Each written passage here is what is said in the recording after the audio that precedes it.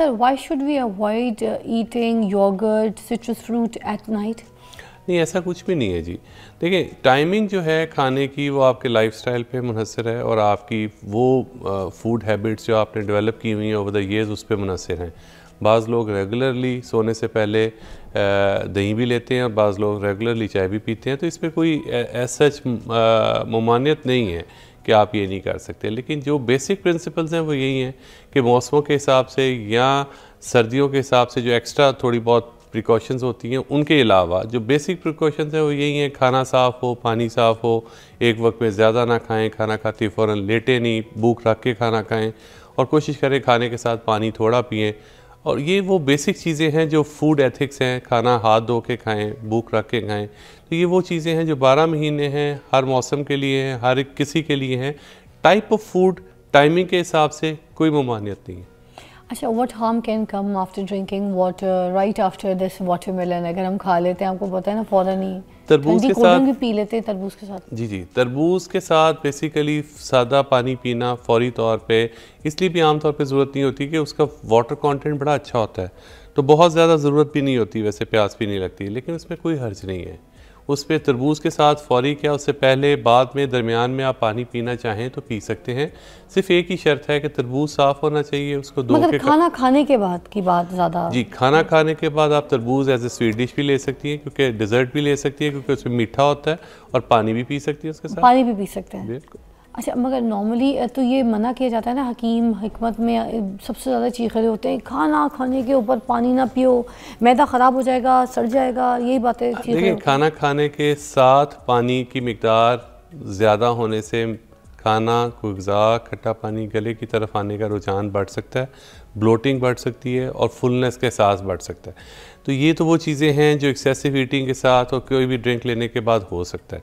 अब क्योंकि water content तरबूज का भी बहुत अच्छा होता है, तो इसलिए उसको कहा जाता है कि खाने के साथ ना खाएं, इसलिए कि वो फिर बहुत ज़्यादा फुलनेस का एहसास हो सकता है। लेकिन इत्तेदाल के साथ खाया जाए तो खाना भी खा सकते हैं, उसके साथ तरबूज भी ले सकते हैं और 1-2 बूंद पानी भी पी सकते हैं। Is there any effective remedy, कोई ऐसी चीज़ जिसमें आपको एसिडिटी जो होती है ना उसमें थोड़ा सा आराम आ सके? एसिडिटी के रूट कॉज को एड्रेस करने की ज़रूरत है जी। टेम्परेरी रिलीफ के लिए वो सिरप्स हैं, फिर वो कुछ कैप्सूल्स आते हैं जो आपने अक्सर लोगों को खाली मैदा खाते हुए देखा होगा, वो भी बहुत इफ़ेक्टिव हैं मैदे की तेज़ाबियत को ख़त्म करने वाला। ये बड़ी इफ़ेक्टिव मेडिसिन हैं, लेकिन उसकी वही वजह से जो रीज़न है उसको एड्रेस नहीं करेंगे तो ये सारे के सारे हाल आर्जी होंगे। मसलन हेलिकोबैक्टर पाइलोराई एक जरासीम है जो हमारे पॉपुलेशन में अराउंड 80% उसकी प्रेवेलेंस है, मतलब 100 में से 80 लोगों के जिस्म में या मैदे में उसके असरात पाए जाते हैं। तो ये गंदे पानी, गंदी ग़िज़ा का जरासीम है। उसकी वजह से मैदे में तेज़ाब पैदा करने की सलाहियत बढ़ जाती है, उससे एसिडिटी, अल्सर, सोजन ये होने का चांस बढ़ जाता है। तो एक हमारे मुल्क में हेलिकोबैक्टर एक बड़ा मसला है। दूसरा एसिडिटी का बड़ा मसला जो है वो डायबिटिक्स में मैदे का स्लो होना है, उसकी वजह से एसिडिटी का एहसास या ब्लोटिंग का एहसास बढ़ जाता है। तीसरे नंबर पे पेन किलर्स का इस्तेमाल, एंटीबायोटिक्स का इस्तेमाल, स्टीरॉइड्स का इस्तेमाल, ये वो चीज़ें हैं जो मैदे की इंटरनल लाइनिंग को मुतासिर करती हैं और उसकी वजह से जो मैदे में सूजन का असरात हैं और तेज़ाबियत के असरात हैं वो बढ़ जाते हैं। Welcome back. हमारे पास आज जो डॉक्टर हैं, हम ख़ास तौर पे स्टमक के हवाले से बात कर रहे हैं। अच्छा, मैं ये पूछ रही थी, कुछ लोग वेट लूज़ कर रहे होते हैं तो जो डाइजेस्टिव उनका सिस्टम है वो सारा का निज़ाम सब कुछ ख़राब हो जाता है, तो ये इफ़ेक्ट करता है, कोई कॉज करता है, कोई इशू करता है? जब देखें, आप अपनी फूड हैबिट्स को ड्रास्टिकली अगर तब्दील कर लेंगे, एक दफ़ा एक बंदा नॉर्मल डाइट ले रहा है और उसके बाद वो लंबे लंबे फाके करना शुरू कर देता है, या एक ख़ास पर्टिकुलर फूड, जिस तरह आपने कीटो डाइट का लफ्ज़ सुना होगा कि ख़ास पर्टिकुलर टाइप की फ़ूड है, सिर्फ वो लेना शुरू कर देता है, या बाज़ लोग प्रोटीन डाइट पे चले जाते हैं, बाज़ मुख्तलिफ़ टाइप्स की डाइट्स हैं, तो वो उसका जिस्म एकदम से आदी तो नहीं होता, नहीं, उसको जब अडेप्ट करने के लिए टाइम चाहिए होता है, उस दौरान उसको डेफिनेटली मैदे और आंतों के मसाइल का सामना रहता है। अच्छा, कुछ नहीं होता, मगर डाइटिंग के फ़ौरन बाद आपकी बात बिल्कुल सही है, चाहिए कीटो की डाइट हो या कोई नई किस्म की कोई डाइट, या अपनी जो लाइफ स्टाइल है उसको चेंज करके अलग किस्म से आप कहते हैं कि नहीं भाई मैं हल्की फुल्की ये ग़िज़ा खा लूँ, फिर उसके ऊपर आप लेमन वाले पानी, एप्पल साइडर वाले पानी और फिर सिट्रस वाली चीज़ें, इस तरह का जो आप इस्तेमाल शुरू कर देते हैं वो भी तो नुकसानदेह, उसके बारे में भी ज़रा बताइएगा। जी देखिए, मैदे और आंतों की और खुराक की नाली की इंटरनल लाइनिंग जो है वो बड़ी सेंसिटिव होती है। उसमें जब आप इस तरह के इरिटेंट, जिस तरह अभी आपने बात की सिरका है, या आपने बताया कि बहुत लेमिनेट, बहुत ज़्यादा लीमू का इस्तेमाल है, तो वो बाज़ औक़ात इरिटेंट इफ़ेक्ट लाता है, तो वो उसकी इंटरनल लाइनिंग की सोजिश का बायस बन जाता है, तो उससे फिर तेज़ाबियत, उससे जलन, उससे बाज़ औक़ात हाज़मे की ख़राबी इनडायरेक्टली उससे हो रही होती है, जो कि हम रेमेडी के तौर पे अपने वेट को रिड्यूस कभी कभार कर सकते हैं। जी कभी कभार कर सकते हैं। फ़ायदे हैं? देखिए उसका बहुत ज़्यादा इस तरह का कोई फ़ायदा नहीं है कि आप उसके साथ कोई इरिटेट करके उसको कोई बहुत ज़्यादा हेल्थ बेनिफिट्स ले रहे होते हैं, लेकिन एक ख़ास हद तक आप हर चीज़ ले सकते हैं, लेकिन एक्सेस ऑफ एवरीथिंग करता है एप्पल साइडर विनेगर? नहीं, उसका कोई ताल्लुक नहीं है जिससे साथ। तो लोग तो गैस को कम करने के लिए भी, डाइजेस्टिव के लिए भी बहुत पी रहे होते हैं, तो इनको भी बताएं कि ये कितना गलत है। फिर नहीं, गलत कुछ भी नहीं होता, उसका जो एक्सेसिव यूजेज है वो गलत होता है। देखिए कभी कभार किसी खाने के कंपोनेंट के तौर पे अगर विनेगर आप ले भी रहे हैं तो उस पर कोई इशू नहीं है, लेकिन अगर उसको बिल्कुल एक आप रूटीन बना लें कि सुबह दोपहर शाम आपने यही पीते रहना है, तो वो कोई इतना अच्छा हेल्दी एटीट्यूड नहीं। अब सर सोशल मीडिया का दौर भी है, सुबह उठते के साथ ही लोग कहते हैं बेड पे आँख खुले तो नीम गर्म पानी जो है ना उसमें नींबू डालो, उसमें शहद डालो, तो ये सब कुछ कर के तो हमें दे दो, कॉफ़ी के अंदर नींबू और ये नहार मुँह। अब ये जो खाली पेट ब्लैक कॉफ़ी पीना, खाली पेट इस तरह के पानी पीना, क्या ये मुज़र है? देखिए ये जो एलिमेंट्स हैं ना, सुनी सुनाई बातों पे तो अमल नहीं करना चाहिए। पहली बात ये कि आपने अगर डाइट आपने को चेंज करना है या आप अपना कोई टारगेट अचीव करना चाह रहे हैं तो प्रोफेशनल हेल्प लें। डाइट एक्सपर्ट बैठे हुए हैं और डाइटिशियन बैठे हुए हैं, उनसे, और ख़ास तौर पे मेरे जिगर के जो डॉक्टर बैठे हैं उनसे मशवरा करें कि आपके वज़न, आपके लाइफस्टाइल, आपके फूड हैबिट्स के हिसाब से वो आपको बना के देंगे फार्मूला, जिस पे आप अमल दरामद करते हुए अपना टारगेट भी वेट को बढ़ाना या वेट को कम करना, दोनों सूरतें हैं ना जी।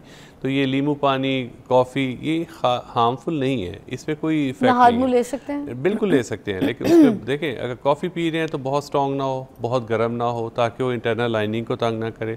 लेना चाह रहे हैं बिल्कुल लें, स्टिमुलेंट है, सुबह उठते ही आपको एक किक स्टार्ट मिलता है, उस पर कोई हर्ज नहीं है। और एंटीऑक्सीडेंट्स होते हैं ब्लैक कॉफ़ी में, उसमें दूध ना डालें, मलाई ना डालें, तो coffee is a healthy drink, कोई इस पर नहीं। लेकिन कॉफ़ी की सिर्फ एक बुराई है, वो ये कि उसकी लत लग जाती है जी, उसका वो कंपोनेंट भी है, लेकिन उसके साथ साथ आजकल के गर्मियों के मौसम में ये डिहाइड्रेटिंग ड्रिंक है, गर्मियों में ना लें, मतलब ना लें तो ज़रा सख्त लफ्ज़ है, उसका एक्सेसिव यूजेज ना करें। अच्छा सर, डायरिया में कोई ऐसी चीज़ जो आपको लगता है कि ये बिल्कुल नहीं खानी चाहिए, तो बिल्कुल ही जहर है?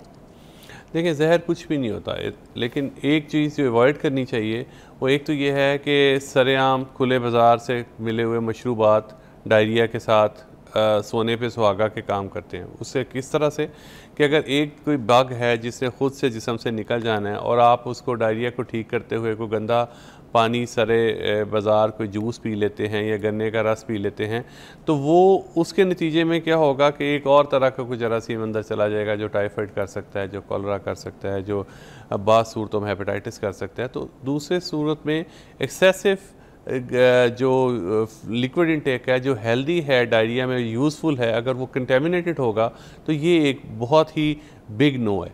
इसके अलावा जो मिल्क प्रोडक्ट्स हैं, इसको डायरिया जब हो रहा हो, प्रोफ्यूज डायरिया हो, तो बहुत अच्छा एब्जॉर्प्शन नहीं हो रहा था दूध का, तो अवॉइड करना चाहिए दूध और मिल्क प्रोडक्ट्स को बहुत ज़्यादा। इसके साथ जो सबसे डायरिया में इम्पॉर्टेंट चीज़ है वो ये है कि डायरिया में फ्लूइड और इलेक्ट्रोलाइट्स निकल रहे होते हैं, तो उसको आपने रिप्लेस करना नहीं भूलना। अगर यही करेंगे तो एंड रिज़ल्ट होगा कि ड्रिप की सूरत में, हॉस्पिटलाइजेशन की सूरत में आपको ये सारी एक्सरसाइज फिर उधर जा करनी पड़ेगी। सर गर्मियाँ आती हैं, अस्पताल भर जाते हैं, इतने पेशेंट्स, ये पेट के अमराज बहुत से लोगों को शुरू हो जाते हैं। ये कौन कौन सी ऐसी बीमारियाँ जो अटैक करती हैं और ये अस्पताल भर लेती हैं? जी, अस्पताल बनने की वजह हमारी फूड हैबिट्स हैं। सरेआम तो ये देखें हमारा गैस्ट्रो का, जिसको उर्फ़ आम में डायरिया कह लें, उल्टियाँ कह लें, वो वाला मसला है।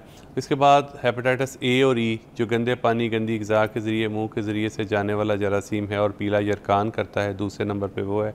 तीसरे नंबर पे टाइफाइड फीवर हमारे गंदे पानी गंदी ग़िज़ा की सौगात है। वजह क्या है? वजह देखिए, खाना जल्दी ख़राब हो रहा होता है फ़िज़ा गर्मियों के मौसम में। उसमें जब टेम्परेचर थोड़ा बढ़ता है तो बैक्टीरियाज़ की अफज़ाइश बढ़ जाती है, उसमें उसकी जो मल्टीप्लिकेशन है खाने में वो बढ़ जाती है।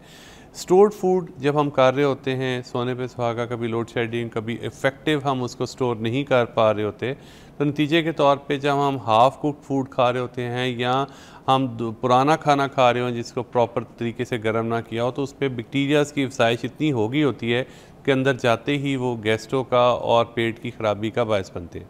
दूसरी बड़ी वजह मशरूबात की तलब बढ़ जाती है, ज़रूरत बढ़ जाती है, और हमारे यहाँ खुले मशरूबात जिस गंदी बर्फ़ से बनते हैं वो एक बड़ी वजह है, क्योंकि बर्फ़ खानों में जो साफ़ पानी का ना होना और उससे फिर बर्फ़ का बन के डायरेक्टली हमारे मशरूबात में शामिल हो जाना भी एक ट्रेजेडी है। फिर इसके साथ ये खुलेआम जो हम खाने खा रहे होते हैं रेडियों से और सड़क के किनारों से, जहाँ हाथ धोने की भी जगह नहीं होती और जहाँ बर्तन साफ़ करने की भी जगह नहीं होती, और वहाँ के लेकिन खाने हम मज़ेदार समझ के किसी वजह से स्ट्रीट फूड के नाम पे खा रहे होते हैं, तो उसका इस्तेमाल गैस्ट्रो की एक बड़ी वजह है। गन्ने के रस के ठेले जो हैं, वहाँ उस गन्ने के रस को निकालने वाली मशीन की सफाई एक बहुत बड़ा चैलेंज है। उसको आप देखें तो वहाँ पे मक्खियों की अफज़ाइश, क्योंकि मीठे का इस्तेमाल हो रहा था, मक्खियों की अफज़ाइश भी हो रही होती है। तो ये सारी चीज़ें हैं जो गंदगी के बायस हमारे मुल्क में ख़ास तौर पे गर्मियों के मौसम में हॉस्पिटल्स भर जाते हैं मैदे के और आंतों के इन्फेक्शन से। Thank you so much. अच्छा, एक छोटी सी फक्की थी जो कि मेरी अम्मी बनाया करती थी, मैंने डॉक्टर साहब से पूछी भी, मैं आपके साथ शेयर करना चाहूँगी, और डॉक्टर साहब ने भी इसको कहा है कि इस्तेमाल कर सकते हैं, जब बहुत ज़्यादा ओवर ईटिंग खा लें, कुछ कर लें तो हम खा सकते हैं ना जी, कभी कभार किसी वक्त आप ले सकते हैं, रूटीन नहीं बनानी चाहिए। ठीक है, तो वो फक्की ये है कि कलौंजी, तेज़पात और देसी अजवाइन और काला नमक, इसको आपस में हम मिकदार ग्राइंड कर लें, मगर काला नमक कम रखिएगा, ठीक है। और जब आप इसको अच्छी तरीके से ग्राइंड करें तो ये फक्की बना लें। जब बहुत ज़्यादा कोई तेल घी गंदे किस्म के कोई खाने कोई दावत खा लें तो आप उसका आधा चम्मच या 1 चम्मच खाएं, पानी पी लें, आप इंजॉय करेंगे और ब्लोटिंग कम हो जाएगी। अल्लाह हाफ़िज़।